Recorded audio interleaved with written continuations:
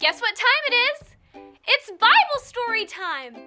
The people of the city of Jerusalem were sad. Something was missing, something very important. The presence of God was missing. Oh no! It is no good to be without God. They went through a lot of difficult and tough times without God's presence. Then, a man named David became king.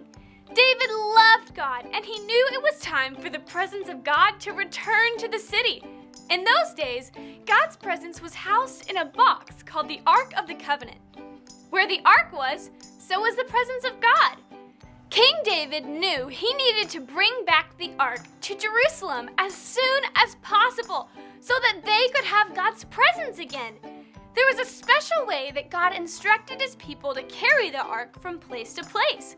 They were supposed to carry it along long poles on their shoulders.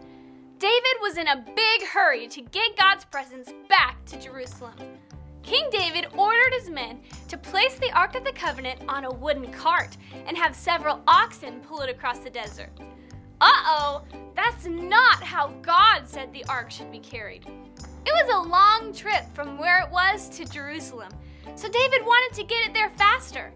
However, things were moving a little too fast.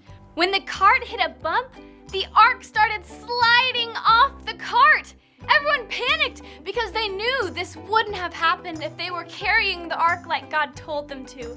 King David was very upset. He said, "I can't bring the Ark of God into the city." David decided to leave it at the house of a man named Obed-Edom, which was nearby. I bet Obed-Edom was a bit confused when the Ark of the Covenant just showed up in his backyard. What a huge responsibility. But you know what, kids? The presence of God doesn't have to be housed in a box anymore. We can spend time with God every day. Isn't that awesome?